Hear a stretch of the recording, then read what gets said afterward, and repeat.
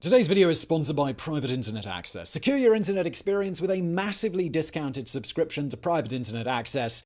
More on them in a bit.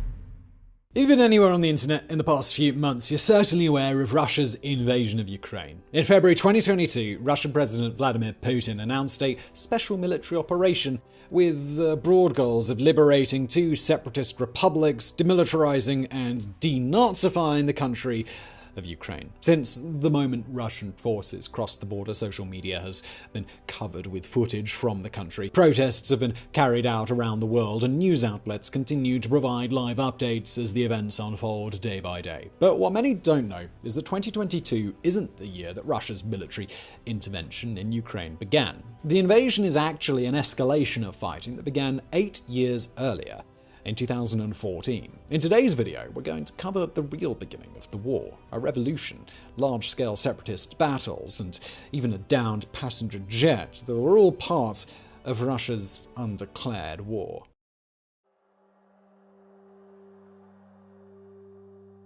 In December 1991, the world's collective jaw dropped when the Soviet Union officially dissolved after 70 years of dominance. The famous red flag with a hammer and sickle was lowered for the final time over the Kremlin, replaced by the flag of the Russian Federation. With this collapse, 15 countries gained their independence, suddenly able to govern themselves for the first time in generations. But there was a lot of problems to iron out first. Ukraine had been the second most powerful Soviet republic, with large industrial complexes and military installations, and when the USSR fell apart, Ukraine was left with a lot of Soviet weaponry just lying around. Most notably, they had inherited a staggering 1,700 nuclear warheads, over 100 of which were capable of being launched on intercontinental ballistic missiles. In 1994, Ukraine agreed to dismantle its nuclear arsenal and join the NPT, a treaty that aims to prevent the spread of nuclear weapons. In agreement with the treaty, Ukraine pledged to never construct new nuclear bombs and to only use nuclear energy for peaceful purposes. In tandem with the nuclear treaty, Ukraine also signed the Budapest Memorandum. The Budapest Memorandum was a security assurance signed by Ukraine, Russia, Britain, and the United States. It was an agreement by all four countries to recognize and protect the sovereignty of Ukraine, giving the country the protection it needed to safely give up its newly acquired weapons of mass destruction. Giving Ukraine security in exchange for destroying its nukes was in everyone's best interests at the time. The United States and Britain were concerned about potential misuse of the weapons. Russia feared that they could be the target of such weapons, and Ukraine didn't have the budget to properly maintain them, so these agreements benefited just about every party involved at the time. Now let's jump forward to the 21st century, where the story really starts to get spicy. Ukraine, like many other ex-USSR states, was still rife with political corruption, and the 2004 presidential election would prove no different. After the first round, the election was narrowed down to two candidates: Viktor Yanukovych, who, to put it simply, wanted to strengthen ties with Russia, and Viktor Yushchenko, who wanted to strengthen ties with the West. In the months leading up to the polls, Yushchenko was mysteriously poisoned with TCDD toxin, a herbicide that is also found in the infamous Agent Orange that the US used in Vietnam. Yushchenko survived the assassination attempt, but his health had been seriously impacted, and his face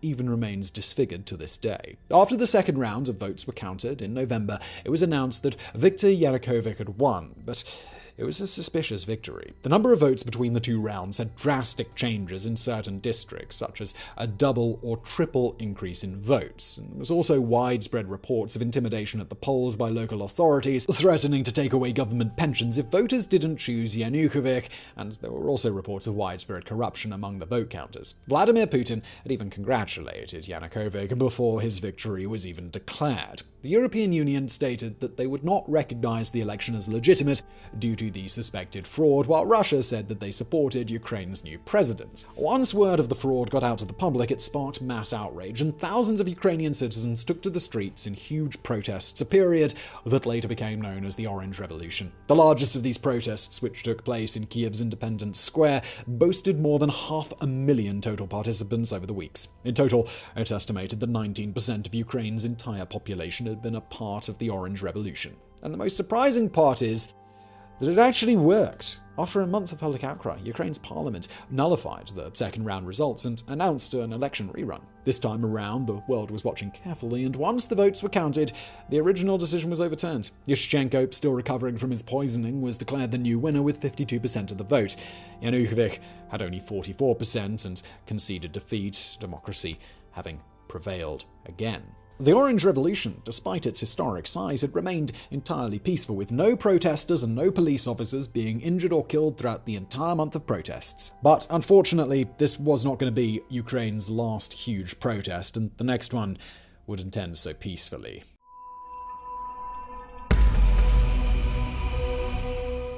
The defeated candidate, Yanukovych, tried his luck again in the 2010 elections, and this time he actually won fair and square too. In Ukraine's eternal tug of war between Russia and the West, this victory was seen as a big step in Russia's direction, as Yanukovych pledged to create closer ties with Putin. But this didn't exactly represent the desire of the population of Ukraine, something that became rather quickly apparent. Just a few years into his presidency, Yanukovych suddenly decided to not sign the EU-Ukraine Association Agreement, a plan that would slowly bring Ukraine's economy, legal and social systems closer to the European Union, and hopefully pave a way for Ukraine's eventual membership in the EU. Despite Parliament voting overwhelmingly in support of the agreement, he cancelled the signing at the last minute and announced that instead he intended to join the Customs Union of Russia, a similar agreement, but with Russia, Belarus, and Kazakhstan. Most of the public were once again outraged and took to the streets to protest. After the Orange Revolution, the people knew that they had the power to force change in their government, and they were determined to do so again. Thousands of people once again filled Kiev's Independence Square, setting up roadblocks, kitchens, first aid camps, and they settled in for the long haul. The protesters demanded the resignation of Yanukovych and the restoration of the EU agreement, but this time, the government cracked down on the protests. On November 20th, 2013, the demonstration, which up to that point had been fairly peaceful, escalated into a violent riot. Police began using water cannons and firing rubber bullets into the crowds, and the people started fighting back and setting fires. Ultimately, the protesters were dispersed from the square, but they reorganized and came back week after week. Each time they gathered, the clashes between police and protesters became more and more violent, and by mid-January 2014, there were several deaths during each protest. Shockingly, among the dead, some bullet wounds were identified as being fired from a Dragunov sniper rifle. These incidents were isolated, but soon became commonplace when Internal Affairs Minister Vitaly Zakharchenko announced that he had authorized the use of live rounds to be used on protesters. After this announcement, mid-February became the most violent period yet. In a week known as the Revolution of Dignity, as many as 50,000 protesters gathered and marched toward Parliament. They were confronted by the Birkut Special Police, and violence erupted like never before. Protesters fought with bats and threw Molotov cocktails, and the police fired on them with snipers and automatic weapons. Shielded phalanxes were overrun by the crowds, and the protesters even set off makeshift bombs. By February 22nd, the protesters had taken control of most of the city, and President Yanukovych had fled the capital. At the end of the revolution, 108 protesters were dead, 1,900 were injured, and 300 were missing. Following the president's disappearance, Parliament voted a sweeping 328-0 to impeach him. But he was long gone. Yanukovych soon resurfaced in Russia, claiming that he was overthrown in a manner resembling the rise of the Nazi Party. He asserted that he was still the acting president, and several prominent figures from eastern Ukraine voiced their support for both him and Russia. Soon after, supporters of Yanukovych stormed the administrative centers of the eastern cities of Donetsk and Luhansk, raising Russian flags over them. Now, up to this point, Putin hadn't directly intervened. He'd only voiced his political support for Yanukovych. However, that changed in late February 2014, when Putin held a meeting with his advisors, saying at the end, "We must start working on returning Crimea to Russia." Taking advantage of the chaos in Ukraine, Russian special forces quietly moved into Crimea. These soldiers weren't wearing any identifying markers, only a green uniform, earning them the nickname Zeleny Cholovichki, or the Little Green Men. Amid both pro-Russian and pro-Ukrainian protests taking place across Crimea, the Little Green Men captured key checkpoints in the region, cut off roads to mainland Ukraine, and raised the Russian flag over Parliament. Literally within hours, Crimea was completely isolated from Ukraine, and even its TV channels were severed and replaced with Russian media. Soon, Putin received authorization for the full use of the military. Helicopters and armored vehicles quickly arrived, and any remaining Ukrainian troops were instantly besieged and hopelessly outnumbered.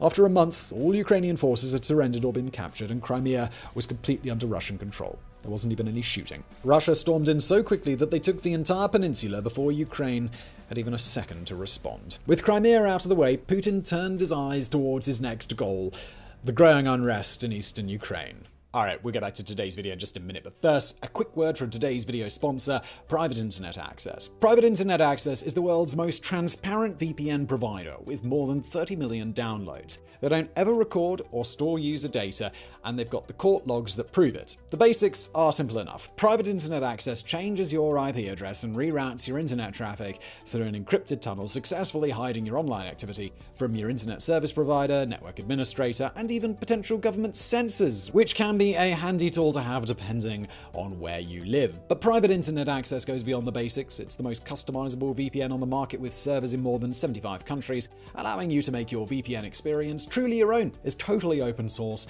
and open to the public, and it works in tandem with every major streaming service. It even fully supports peer-to-peer file sharing and torrenting. So try it out, risk-free, and if Private Internet Access isn't for you, there's a 30-day money-back guarantee plus 24/7 customer support. Right now, you guys can purchase complete digital privacy for yourselves at a great price. Private Internet Access is offering 83% off the cost of a membership plus an extra 4 months for free. That comes out to less than $2 per month. Just go to privateinternetaccess.com/warographics or click the link in the description below and get yourself some private internet access. And now back to today's video.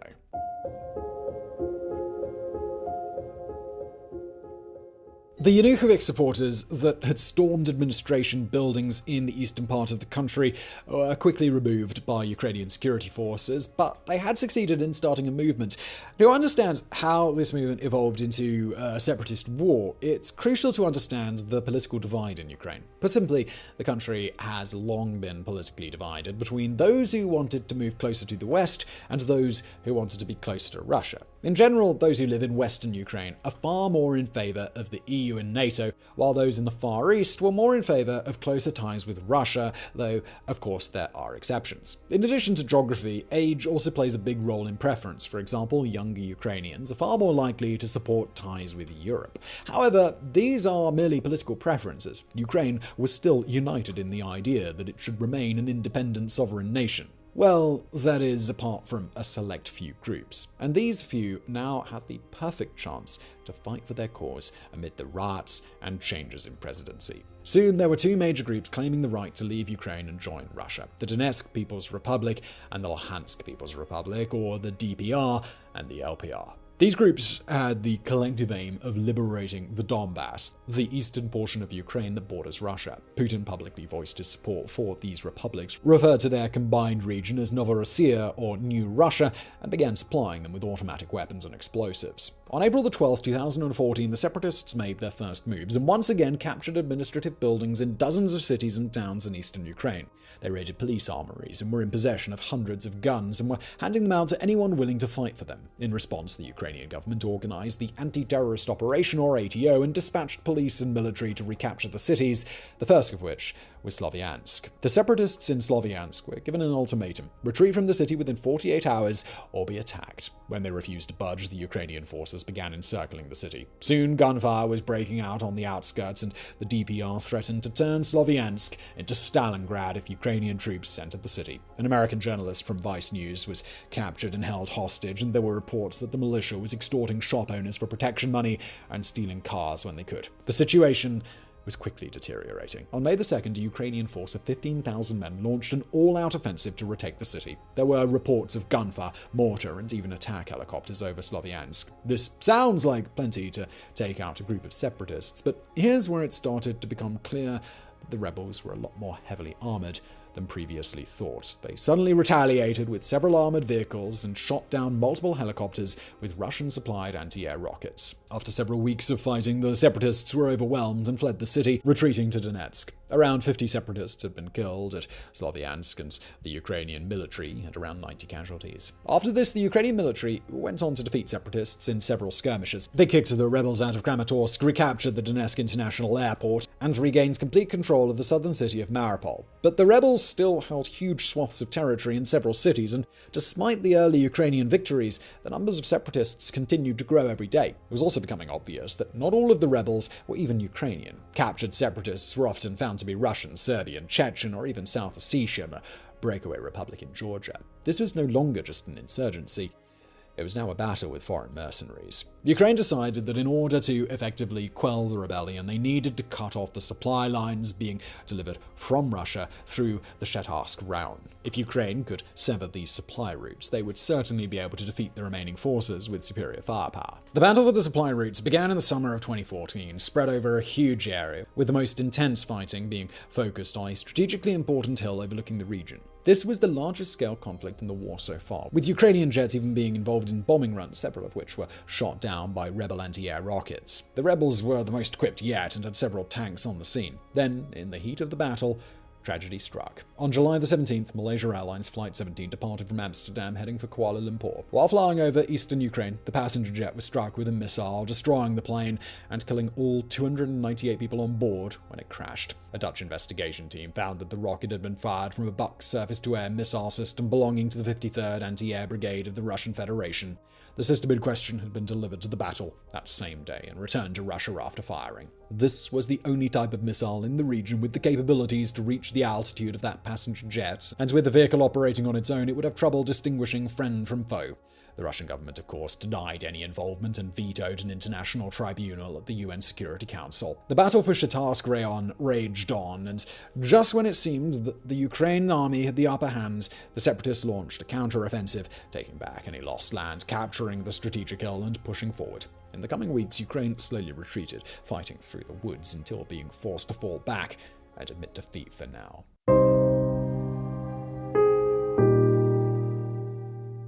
By mid-August, through a series of victories and defeats, the Ukrainian government had made immense progress in taking back territory from the insurgents. At this point, they were even making plans to retake their border checkpoints, which were some of the most heavily fortified separatist positions. Faced with the likelihood of a complete Ukrainian victory, the leader of the DPR, Igor Girkin, personally addressed Vladimir Putin and asked for stronger support, saying, "Losing this war on the territory that President Vladimir Putin personally named New Russia would threaten the Kremlin's power and personally the power of the president." This must have struck a nerve, because there were much higher numbers of standard Russian troops and vehicles being spotted inside Ukraine's borders. Of course, Russia still denied this, even when faced with direct evidence. At one point, a group of Russian paratroopers was captured, and when the Ukrainian government released photos of them and their documents, Russia stated that the men had crossed the border by accident. On August the 7th, Ukrainian soldiers began their assault of the city of Lvivsk. After a couple of weeks, they reported that they had complete control, but this was disputed by the DPR, and indeed shootouts in the streets were happening every hour of the day. Neither side could get the edge in the fighting, and urban warfare continued for 3 whole weeks, until the city was completely encircled by a massive number of both separatist and Russian forces. After a Ukrainian attempt to rescue the trapped troops ended in a failure, the siege turned into a textbook artillery barrage, and hundreds of Ukrainian casualties mounted up as buildings were leveled one after another. By the end, the Ukrainian forces were almost entirely wiped out, and the separatists took control of the city. Ukraine had suffered around 1,000 casualties, while the rebels and Russians had around 850. It was such a terrible loss for the Ukrainian military that the defense minister soon resigned due to his failure to coordinate a proper response during the siege. The defeat here is regarded as one of the big motivations for Ukraine to push even harder for peaceful negotiations with Russia and the separatists, and eventually this led to the signing of the Minsk Agreements on September the 5th. The Minsk Agreements were signed by representatives from Ukraine, Russia, and both separatist republics. It wasn't a complete treaty, keep in mind that no side was entirely surrendering, but instead, a line was drawn between the two forces, creating a 15-kilometer wide demilitarized border zone. The important parts of the agreements include both sides adhering to an immediate ceasefire and withdrawing their artillery from the region. The republics were to be granted a higher level of independence, and all foreign mercenaries were to leave the country at once. Dialogue and negotiations should continue, and humanitarian convoys should be allowed into the conflict regions. On paper, this sounds like a great compromise to de-escalate the situation, but there was a major flaw with the Minsk Agreements. They did absolutely nothing. The problem with the compromise was that it relied on both sides simultaneously stepping down, but neither side made a move. Ukraine said that they didn't feel safe removing their armies and heavy weapons from the region while there were still foreign mercenaries in the country, and the Republic said that the foreign mercenaries wouldn't leave until they had their autonomy. So essentially, everything was back to where it started before the negotiations, and of course the fighting resumed soon after.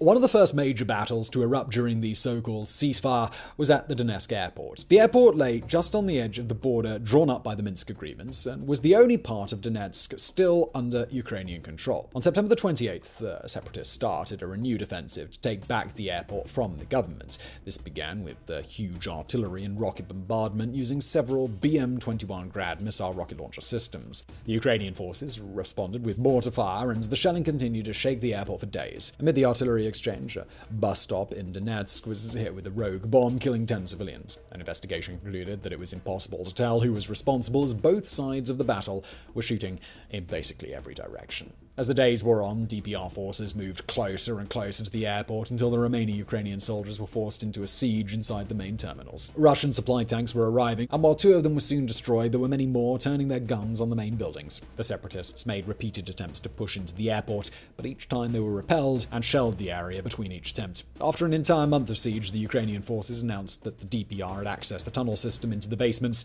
opening yet another point of attack. By late October, the airport was almost unrecognizable. Everything was blackened from the unending explosions. The runway was ripped up and covered in destroyed vehicles, and according to the Los Angeles Times, every pane of glass had shattered, every door, wall, and ceiling had been pierced with bullets and shrapnel. But despite the onslaught, the main airport terminal and the control tower still remained under Ukrainian control. At one point, an intercepted radio communication of the DPR revealed their frustration with the seemingly impossible siege, and one of them famously said that there were some kind of cyborg sitting in there. The Ukrainian media picked this up, and soon everyone was referring to the airport defenders as cyborgs, somehow able to fend off the attacks day after day while wounded and running on minimal sleep. But cyborgs or not, they were incredibly outnumbered, and the brutal siege began to take its toll on them. By this point, Putin had announced that he would be sending humanitarian convoys into Ukraine, which were arriving daily. Columns of trucks loaded with more weapons and ammunition. Ukraine called this evidence of a direct invasion, but Russia once again affirmed that it was merely helping an oppressed population of Russian speakers to defend themselves from a government genocide, a justification that doesn't really hold up to scrutiny when you see that nearly a third of Ukraine considers Russian their native tongue. Even Ukraine's current president, Volodymyr Zelensky, grew up speaking Russian in his home. Back at the Donetsk airport, the siege lasted until January 2015, when after a massive firefight, the separatists entered the main terminal. This time, they set off timed explosives, destroying floors and slowly removing any cover that the Ukrainians had left. Eventually, Ukrainian forces retreated after the main tower was destroyed and the main terminal was overrun. Exact casualty numbers aren't known, but it's estimated that hundreds were killed on both sides and 2,000 people were injured, dozens of tanks were destroyed. Before and after photos illustrate just how intense the battle was. The buildings that were once shining glass are now just nothing but charred concrete skeletons.